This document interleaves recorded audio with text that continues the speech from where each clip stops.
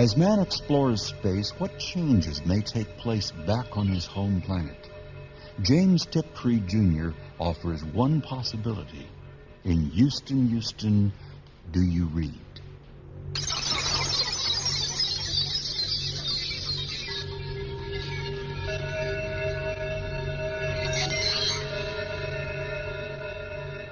Houston. Houston, this is Sunbird. Sunbird calling Houston. Houston, do you read? Come in, Houston. Mike ain't shot. That's why we can't hear them. No way. Doc's checked it out. Still too much interference from the sun. Isn't that right, Doc? Repeated conversation. Wrote. The silent radio demands an answer. Rational response to an irrational situation. I had no answer. A circuit of the sun then cleared. We should have received Earth days ago, but nothing. No sound but static. As scientist, I calm them, repeating platitudes which do not fit. The residual radiation from the flare is just about in line with us. They could have a hard time sorting us out. Hell, we're already outside Mercury. Houston should be broadcasting by now, even if they haven't heard us. Give it another 24 hours. And another. Damn. Houston, Sunbird to Houston, Sunbird to Houston. But how many times have I told maybe you don't... that flare just fried our antenna. Leave the receiver on. Judy. We could... Judy? What's that? Marco, I'm so glad we got you. What are you doing on this band? We read you. This is Mission Sunbird calling Houston. Sunbird 1 calling Houston ground control. Identify, who are you? Can you relay our signal? Over. Some skill. Some damn operator with an incredible skill. Are you in trouble, Judy? I can't hear. You sound terrible. This is NASA Mission Sunbird 1.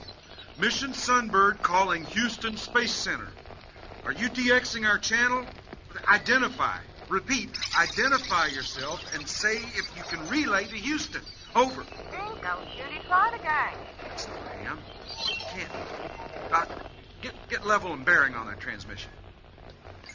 You are intercepting official traffic from the United States Space Mission to Houston Control.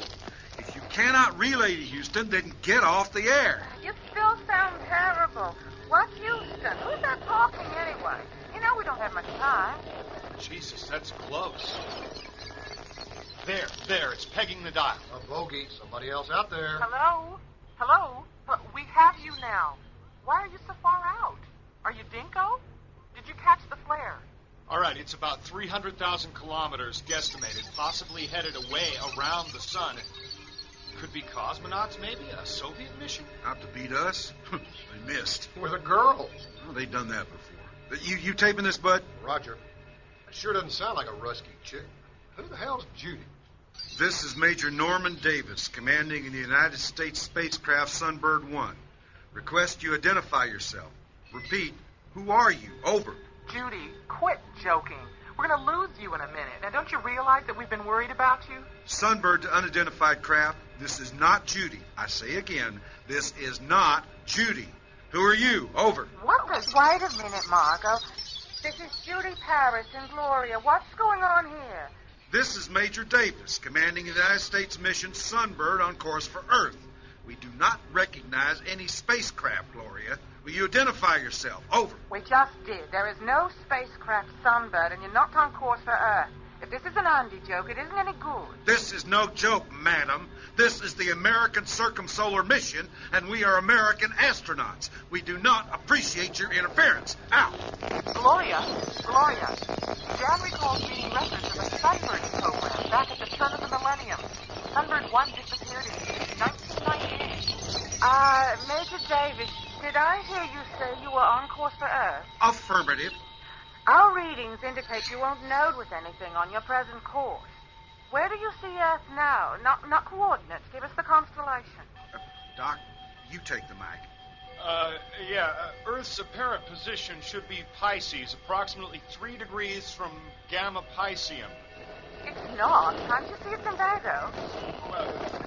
Well, we've sustained some shell damage. The windows are glazed from the flare eruption, but we know the relative direction of Earth on October 19th. It's in Pisces. October? It's March. March 15. You must have lost. Electromagnetic front. Listen. Passed through a magnetic wave which deflected you through a time distortion.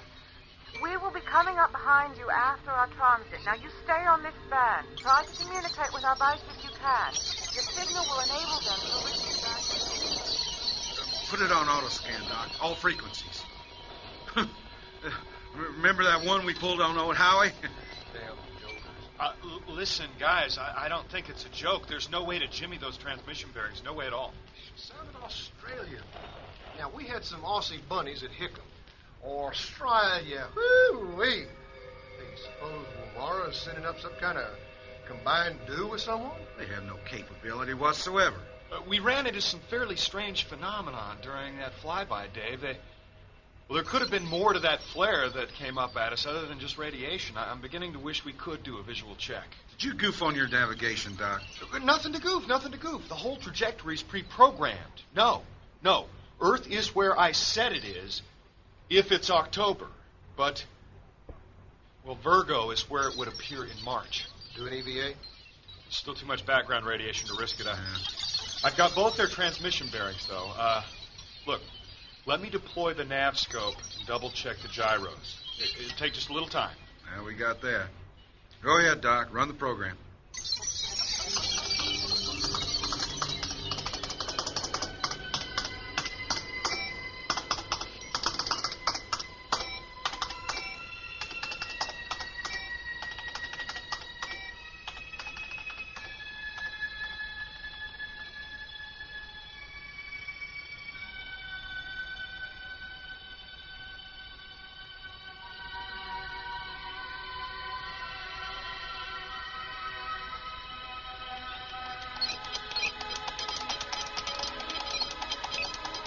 Okay, now, here, look at the screen.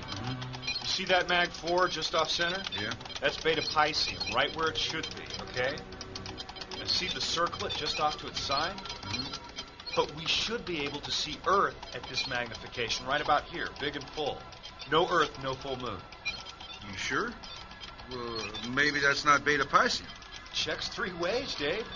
No deviation on the gyros. It looks right, and the spectrometer matches. Spike for spike, that's Beta, all right. And the radio signals we got. The farther transmission originates 149 degrees from our trajectory, right in the middle of Virgo, where they said Earth was. Virgo? March. It can't be March. We went through some wild stuff back there. I mean, dipping through that flare, maybe we...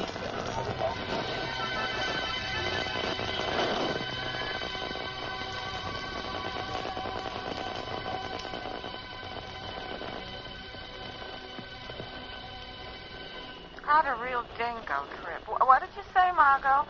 Roy over. Hey, that's a new frequency. We've caught enough to do a triangulation on the location of the other craft. The transmissions originated outside your orbit. Why don't you use your high-mag mapping camera to run a search around Beta area? Will do. Doc, where's that coming from?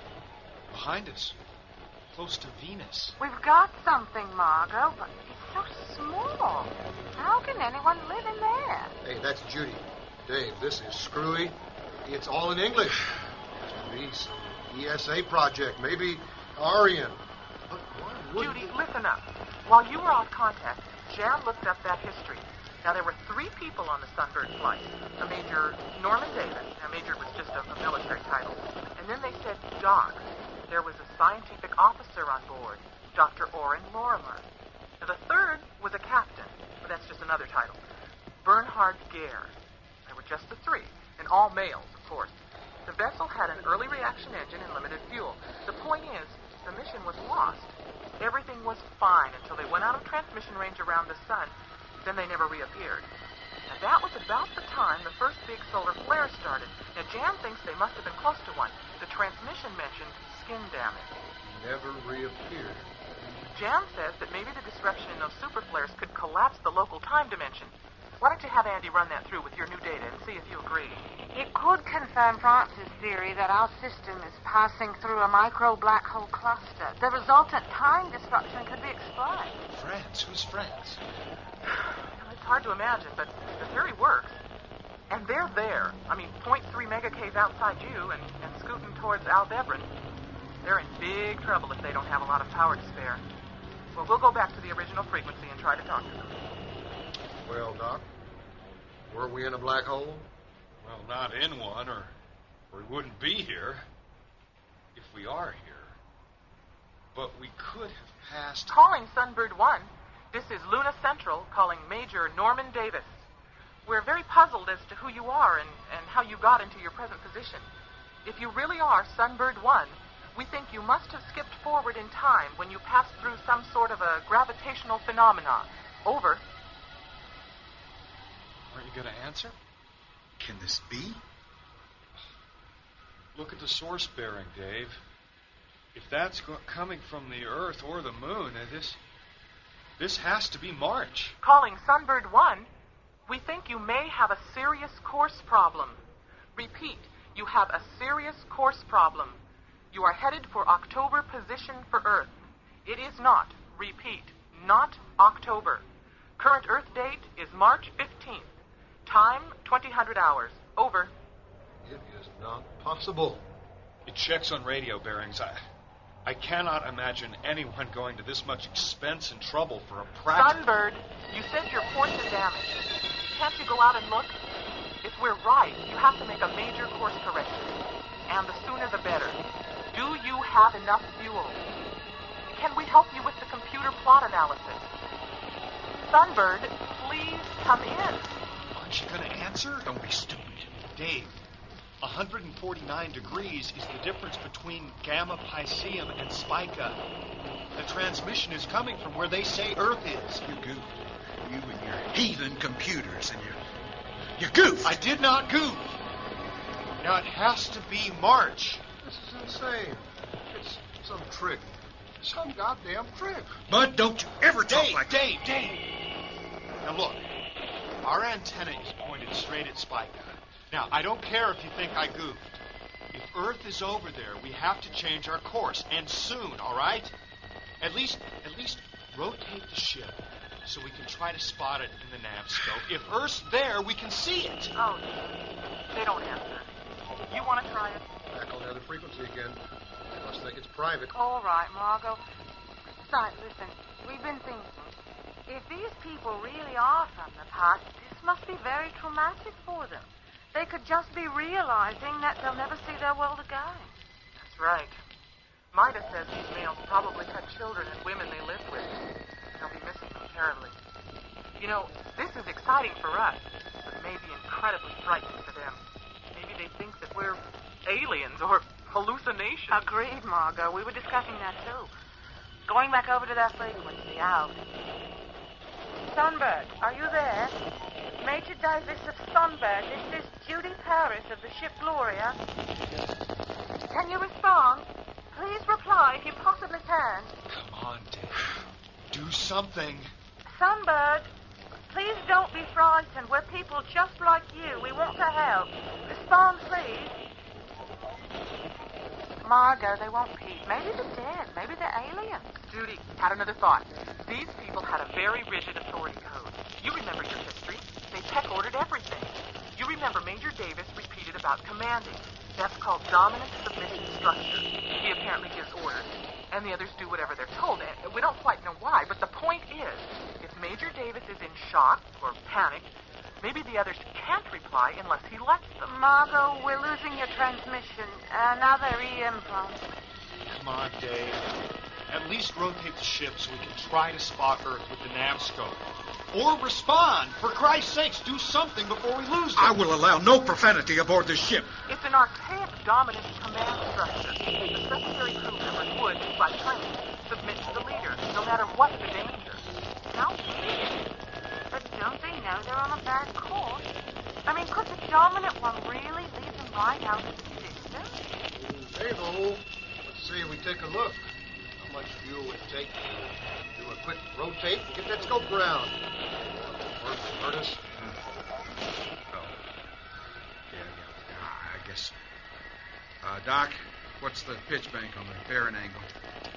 Try 83 degrees. Gotcha. Bud, give me 12 points positive pitch nose attitude, 1 positive bank. Manual on the burn. Ready? Roger. Here we go.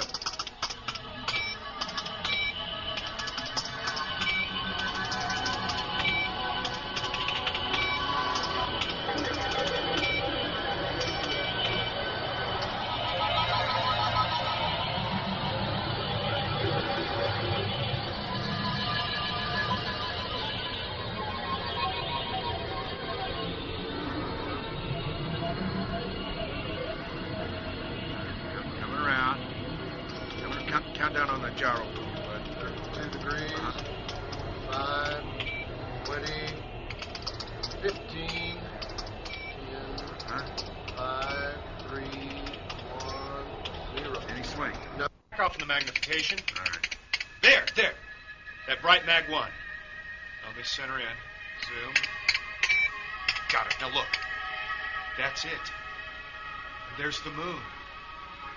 They're both almost full from this angle. Ooh, there she is, all right. Hey, Dave, look at that. You sure it's Spica? Nothing that bright anywhere near Pisces, but let me run it through the spectrometer and confirm. Yeah, see that blue peak? That's Spike, all right. Houston? Sunbird to Houston. Sunbird calling Houston. Come in. Our Father who art in heaven, hallowed be thy name. What do you think? Thy kingdom come. Calling Major Davis in Sunbird. This is Luna Central. We are the service and communication facility for spaceflight now. We're sorry to have to tell you that there is no space center at Houston anymore. Houston itself was abandoned when the shuttle base moved to White Sands over 2 centuries ago. Dave, take the mic. Talk to him, Dave. Sunbird to Luna Control. Central, we copy. We have no immediate problems, but we cannot sustain life support for more than 3 months. We copy the course change suggestion and appreciate your offer of computer assistance. Please transmit position data so we can get squared away. Considering the situation, we are economizing on transmission power. We'll sign on again in 30 minutes for response. Over. Power down. Terminate any unnecessary power drains. Yes, sir. Meters down. Down, sir.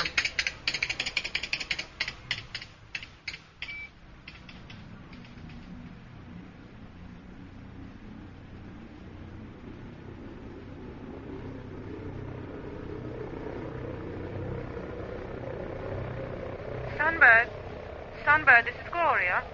Gloria, Sunbird here.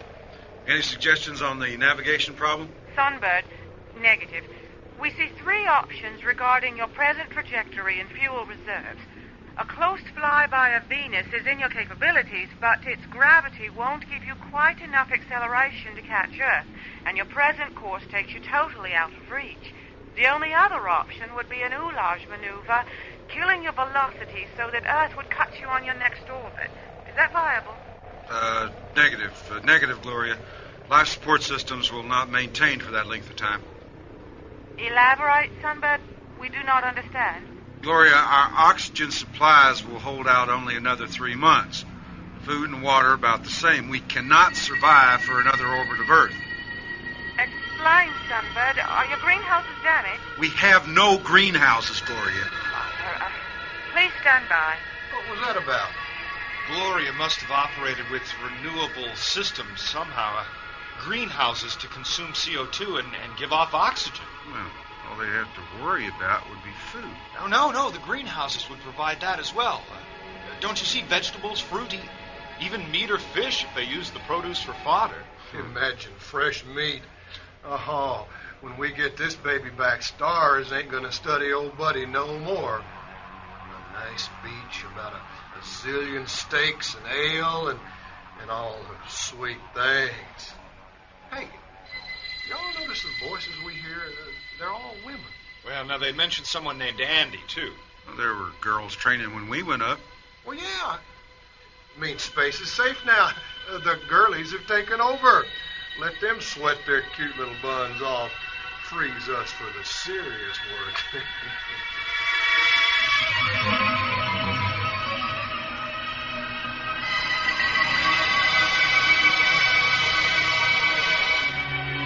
Sunbird, sorry. We've been looking at other options, considering the limitations. Give us some time to work out the trajectories. Any hope? Yeah, possibilities. Wait until we work it out. You do have EVA capability, don't you? Affirmative, Gloria. Good. Oh, and Sunbird, Earth has compiled a history for you. Luna's ready to pass it on. Go ahead, Margot. Thanks, Gloria. Sunbird, this is Luna. It's been difficult because nobody here really does history anymore. But we've got some main points you might find interesting. Okay, let's see. Probably the most important is that there aren't as many people as you had. We're just over 2 million. 2 million? There were 8 billion people on Earth. There was a world epidemic not long after your time. Well, it didn't really kill people, but it reduced the population. I mean, there weren't any babies in most of the world. Sterility, you know. The country called Australia was affected least. Told you she sounded like an Aussie. Quiet. And North Canada wasn't too bad. So the survivors all got together in the south part of the American states where they could grow food and where the best communications and factories were. Nobody lives in the rest of the world. Okay, what we do. We have 5 main activities. Was industries the word? Well, food. That's farming and fishing. Communications, transport, and space, and that's us. Gloria's out on a flyby of the 2 inner planets, and that's how she happens to be in your neighborhood.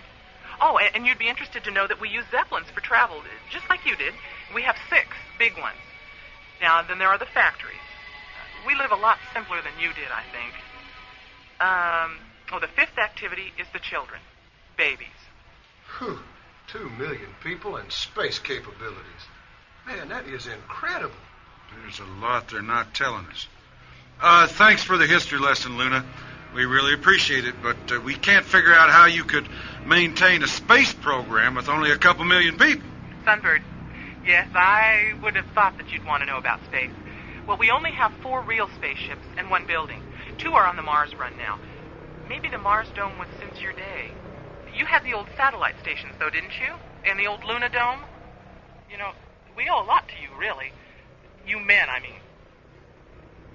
Are you hearing what I'm hearing? Not one word about their government. Not a word about economic conditions. We're talking to a bunch of monkeys. Luna, Margot, who's your president? President? Oh, you mean like queens and kings? No. We realize you had a very complex government, but with so few people, we don't have that type of formal structure at all. Our communications are good, and everyone is kept informed. The people in each activity are in charge of doing it while they're there. What do you mean, while they're there? Well, we rotate, mostly in 5-year hitches. I used to be on the Zeppelins and such. We all work, and things are basically more stable now, I gather. But we can't, take you to our leader, if that's what you mean. Oh, it's just an old joke. We make a big effort not to let the language drift. Margot, have an update on the problem, if we can interrupt. Go ahead. Sunbird, this is Gloria. Listen, we've been figuring. We think if you use all your fuel, you could come back in close enough to our orbit so we could swing out and pick you up. We can't march exactly, but you have suits and some kind of propellants, don't you? I mean, you could fly across a few kais. That's a good thought, Gloria. Have you cleared this with Luna? What? It's our business. We'd only miss another look at Venus. Who cares? We have plenty of food and water, and if the air gets smelly, we can stand it. Hey, these chicks are all right. We've been looking at that, too, Judy. We're not sure you understand the risk. Sunbird, excuse me. Judy, if you manage to pick them up, you'll have to spend nearly a year in the ship with these male creatures from a very different culture. Jan says you should remember history, and it's a risk, no matter what Connie says. Sorry, Sunbird. Hate to be so rude. Over. Afraid all the little girls will come back knocked up, huh? Margot, they're all human beings. It isn't just Connie. We're all agreed. Andy and Lady Blue think it would be very interesting, and we can't let them go without trying. We understand, but there's another problem. They could be carrying diseases. Sunbird, I know you've been isolated for 14 months, but you could be carrying something dormant that isn't even around anymore. Maybe some of ours could harm you, too. We thought of that, too, Margot. Look, if you have contact with them at all, somebody has to test. True, we're ideal. By the time we get home, you'll know. And how could we get sick so fast we couldn't put Gloria in a stable recovery orbit? And what about that epidemic they've had down there? I'm not sure I want to risk losing the family jewels. You'd rather stay out here? Sunbird, our health person thinks that what we have to fear most is the meningitis influenza complex. They mutate so quickly, but if Gloria's willing to take the risk, then they're welcome to give it a try. Roger. Thank you. By the way, as to your concerns about our behavior, I want to inform you that at the time of takeoff, the incidence of rape in the United States space cadre was 0.00. I guarantee the conduct of my crew, providing Gloria can control hers. Roger, Sunbird. We don't anticipate any problems here. Now, if you're ready, we have some vector and thrust figures for you. The intercept should take about 40 days, but any delays will multiply. Are you ready to copy? Ready, Gloria. Ready to copy. Okay. At 13:46:52, do a...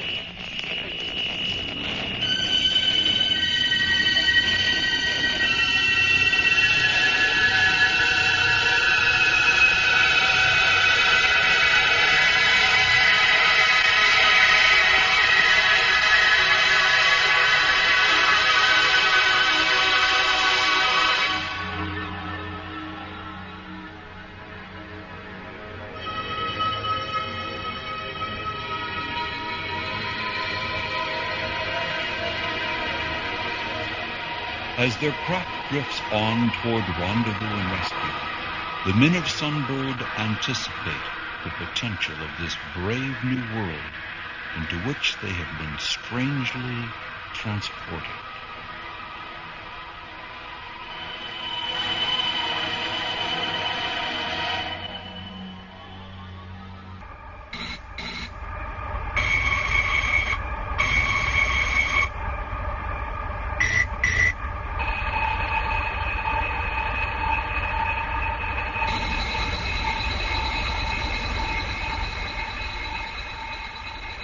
Look, they're coming up on the port monitor. Can you believe the size of the ship, Bud?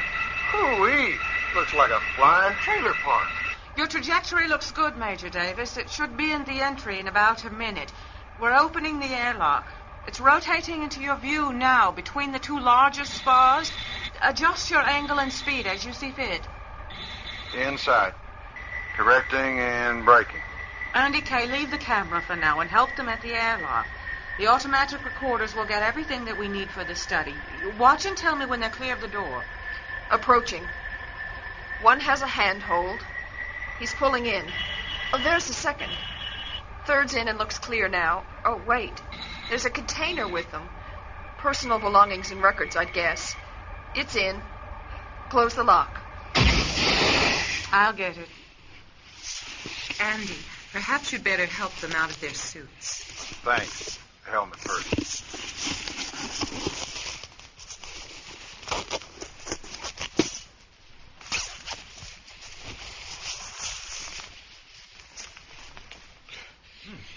Good air in here.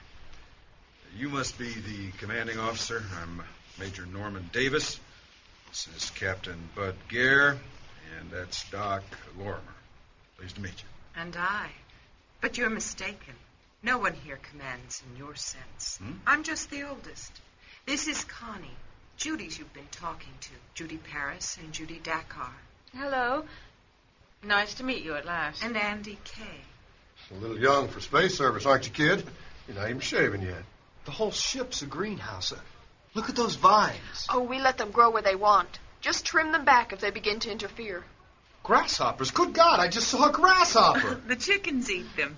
And crickets and the seeds, of course. The iguanas mostly eat the vine tips. Keeps the growth down. Chickens. Just eggs, or do you eat the chickens, too? And we eat them. They're better than iguana, I think. With this much light, we could keep a goat, don't you expect? You don't have any life at all on your ship, true? No, not a single iguana. But they promised us a Shetland pony for Christmas. We've got to get back to the course changes now you're in. Oh, come on then. Let me show you around. Did you bring some clothes? No. Well, no problem. We've plenty of robes. They should do you. Yes, and you could all use something to eat, I expect. Then you'll probably want to rest. We've cleaned out some cubbies for you. I'll show them, Connie. Come this way. We'll get you comfortable.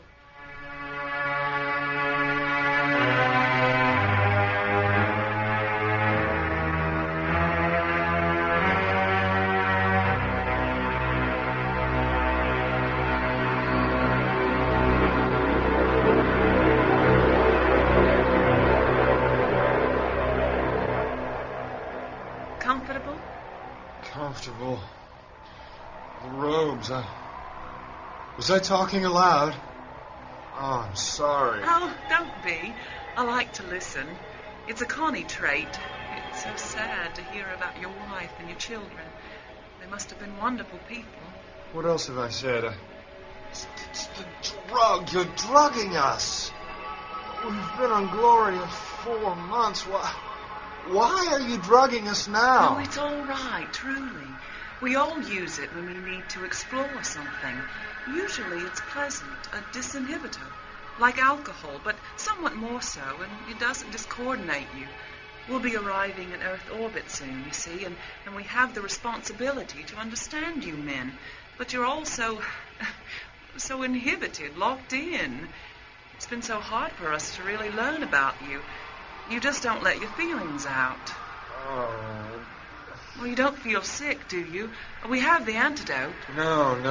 We're not locked in. It's just that we only talk when we have something to say, not like you. You talk of everything.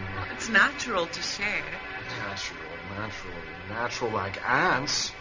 Talk, twiddle, like ants. They twiddle their antennas when they meet. Or bees dancing. Twiddle, like women. Ants, bees. You truly see us as insects, don't you? Well, because they're females. You don't hold it in. See, we talk, but only when we have something to say. Otherwise, it would all break down. All the structure, the order of things break down. The calm is the drug. Oh. Yes, it releases you. Lets us know what you're really thinking, what men are really like, inside. Frees you to express your deep thoughts. The deep. But there are monsters in the deep. Dark, hot, pretty. Yes, Judy. Paris, pretty legs. Soft, hot skin. I think of Judy. Oh, Judy. Robe open, smooth curved shirt. Belt silken soft. Wrists tied, open, waiting. Take the ship. We could take it, you know. Take it all. It's ours. Take some more. No secrets. I'm talking again. Where's Dave? Bud. Where's Bud? More juice. There. Have some more juice and relax. Think. Tell me more. What about us? What do you men think about us? Think? Oh, no. I know.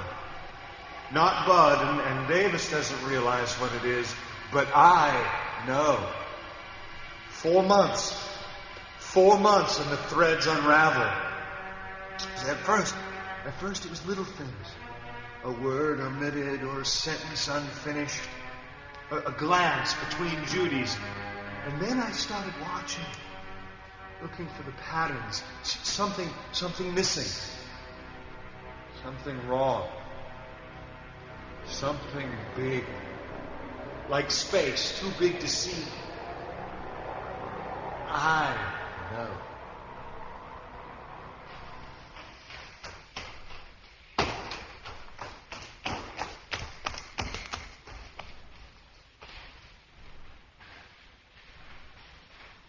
What do you think about Gloria's crew?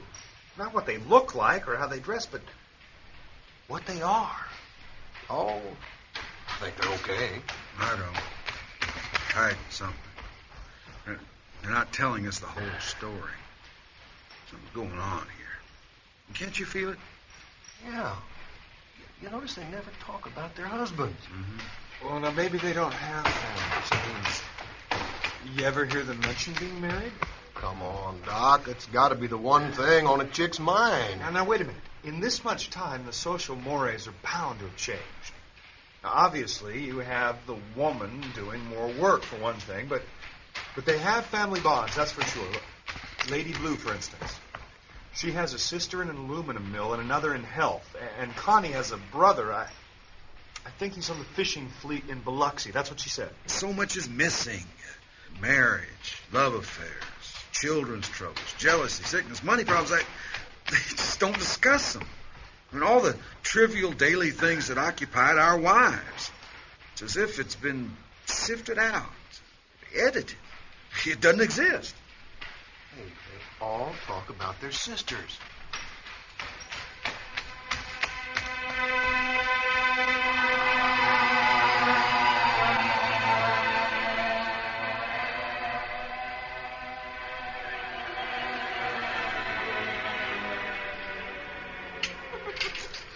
And Dagmar, you'd like her, Lorimer. But she has this tendency to organize everything. Dagmar, the one who invented the chess opening. Mm-hmm. Dagmar's smart. Dagmar's old. Oh. Well, Lady Blue told me the gambit was developed a century ago. Oh, no. Her sister. A sister? 100 years apart? Daughter. Granddaughter. Clones. You two aren't sisters. You're clones. Clones. Well, yes. We call it sisters. Oh, Mother, we weren't supposed to tell you. Lady Blue said you'd be frightfully upset with us. I'll keep your secret, but answer some questions for me. How many are there?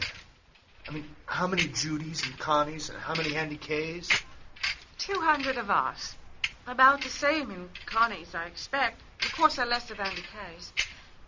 But you're all alone. No sisters to share with. No name history. Well, you just have to blunder through by yourself and die, all for nothing. But how? A somatic cell nucleus is isolated and inserted in our enucleated ovum, then reimplanted. We're truly mothers. We both had two. We nursed them in the creche till they were old enough. My youngest, Judy, is just 6 now. I'll see them soon, both. They'll have grown, of course, but, well...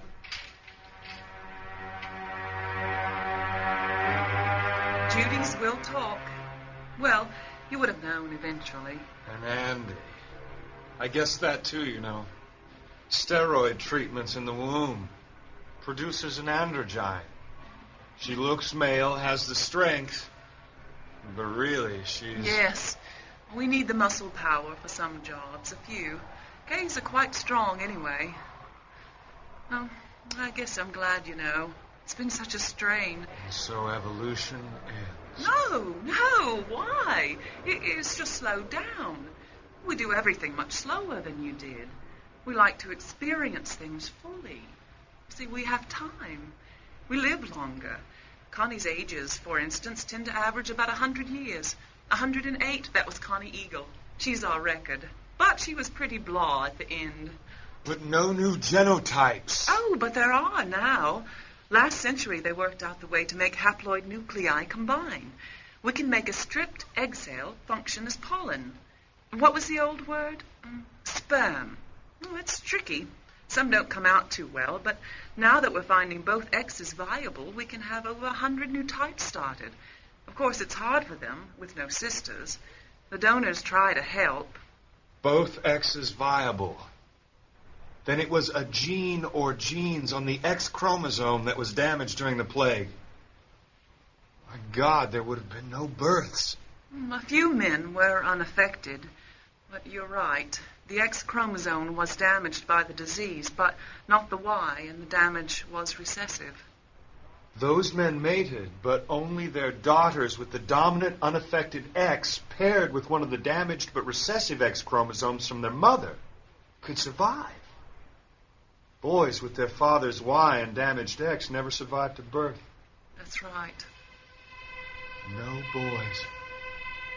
A planet of girls and dying men. A few odd viables dying off.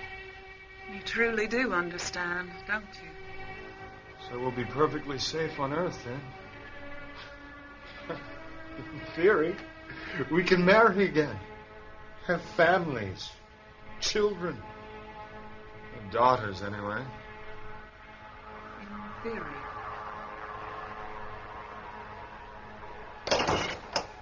Hey, come here, my little queen bee.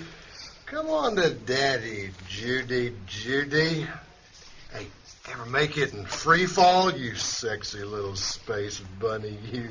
Well, what's going on? That's Bud. He's with a Judy. Oh, no, you've got No, to... don't worry. Andy's with them. Oops.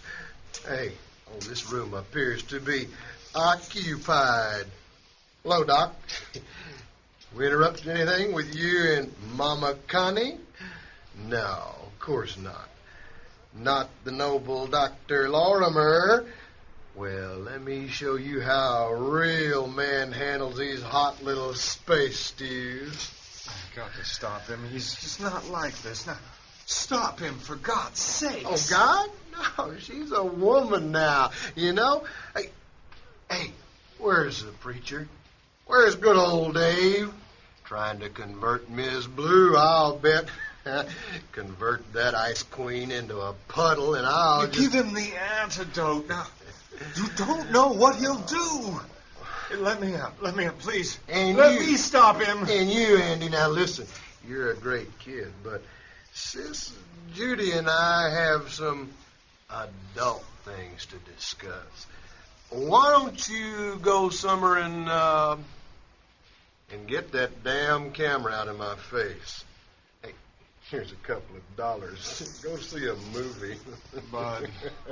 Bud, they've drugged us.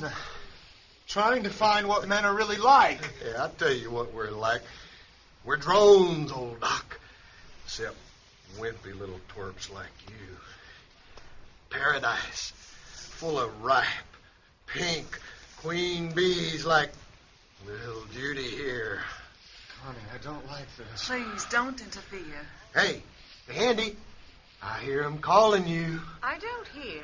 Shoot, scooch, Andy, go on. Scat, it's New Year's Eve. Sis Judy and I got some partying to do. Happy New Year, kitten. Happy New Year. Did you used to do special things on New Year? Oh, did we? Oh, get me out of this damn robe. And you, Andy, I thought I told you to get lost. Oh, I won't bother you. Hey, this is man's business, now, boy. Do I have to spell it out for you? Now, give me that damn camera. No. Hey, I've had it with you, you little son of a... Stop it, Bud! Stop that! You're hitting a woman! Get lost, Doc, you little fart. You'll get your own. Andy's a girl, not a man. Huh? What the hell are you talking about? Some kind of girl. Where are the boobs, huh? And look there. Hadn't dropped them yet, but... Her name is Kay. She's an androgyne. She had male hormone treatments before she was born. It made her look male, but she's a woman.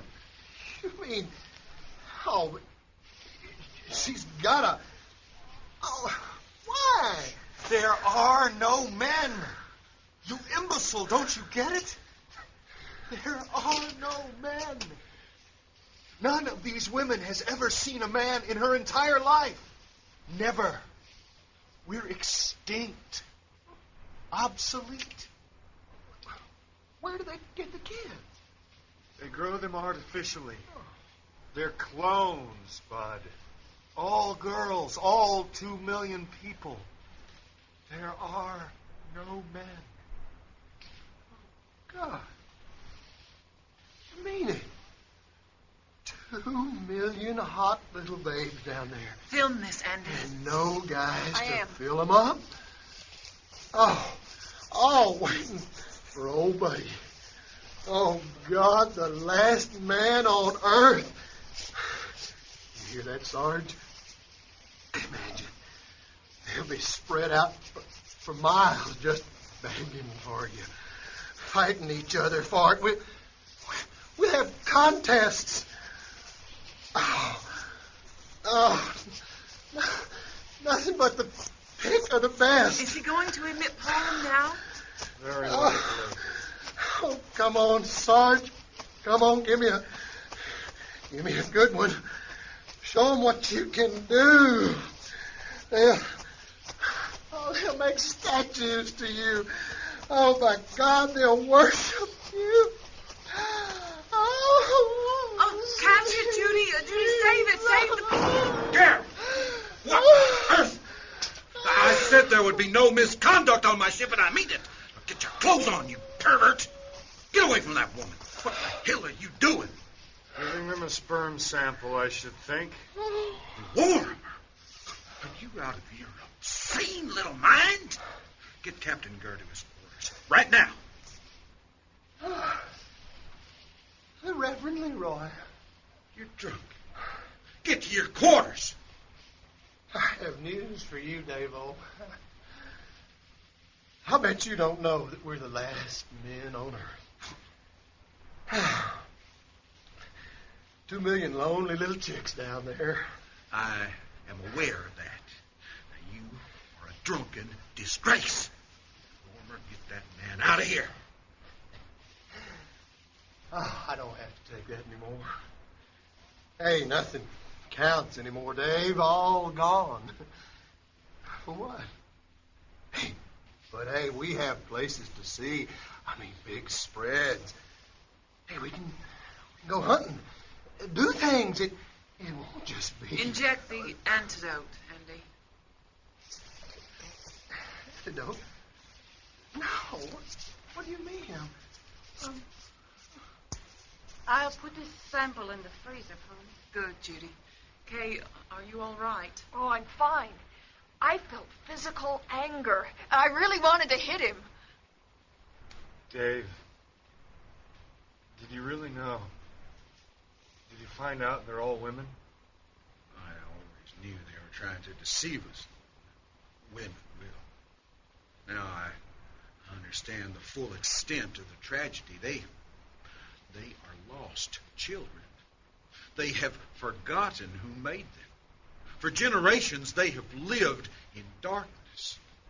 They seem to be doing all right. Women are not capable of running anything. You should know that, Lorimer. I mean, look what they've done here. It's pathetic. Marking time, that's all. Souls. It's not their fault, of course. I recognize that. No one has given them guidance for 300 years. What? The head of woman is man. Corinthians 1:11-3. I mean, look about you, Andy, that poor child. Mockery, abomination. We were sent here. This is God's plan. I was sent here. My middle name is Paul. Did you know that? Oh, God, send me strength. Send me strength to lead your erring daughters out of the darkness. Wait. And she brought Is this forth a antidote ready, man-child to Judy? rule the nations We've heard with a enough, rod I of think. iron. Revelations 12:5. Davis. Come to me, my child. What's that for? Serpent! Jezebel! Wait. All right. There's going to be some order around here, starting right now. What is that thing? It is a gun, weapon, code, survival issue. Don't you know what a firearm is, you miserable savages? Hold it. Stop. Now do what he says. It can kill you. Dave, put that away. Now, You don't... over there with them. Wait! At least Gare's a man when he sobers up. All right, you heathens, let me demonstrate. You see that lizard there? Ali, get the boat. Get him. Stay where you are! Let go of me! Savages! Serpents! Women! What?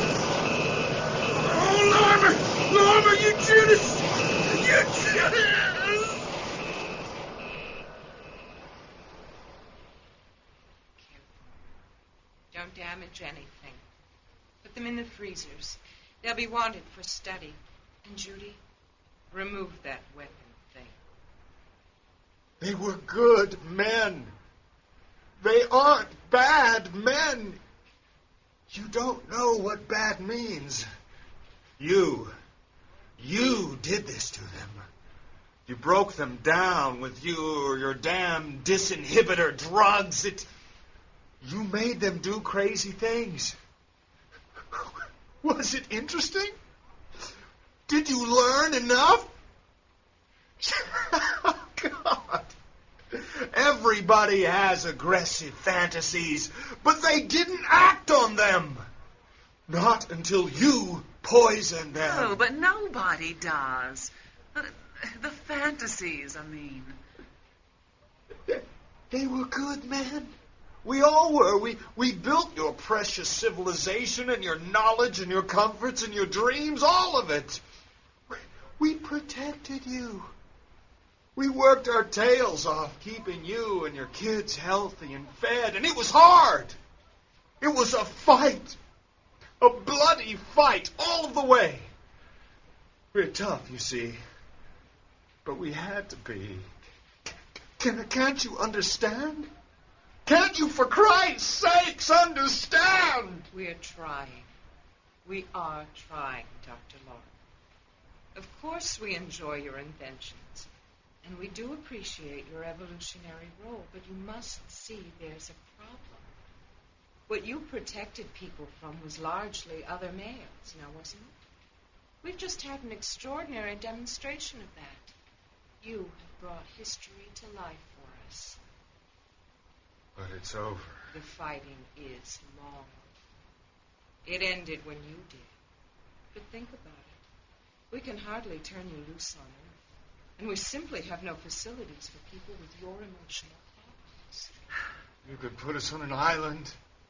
On 3 separate islands. Poor dear. You just don't understand, do you? Your problem is that if you take the risk of giving us equal rights, what could we possibly contribute? Precisely.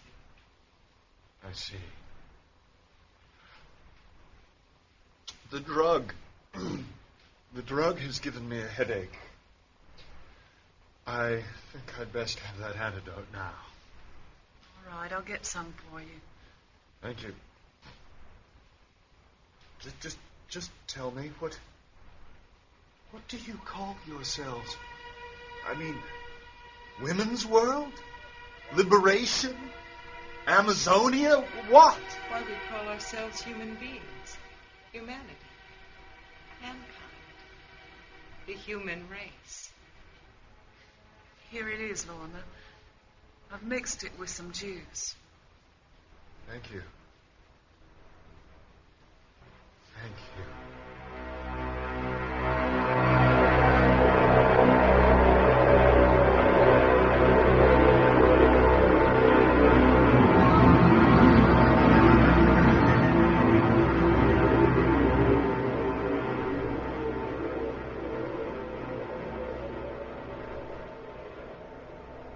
Our cast for this episode featured Kevin Page as Lorimer, Jerry Nelson as Bud, and Gary Moody as Dave.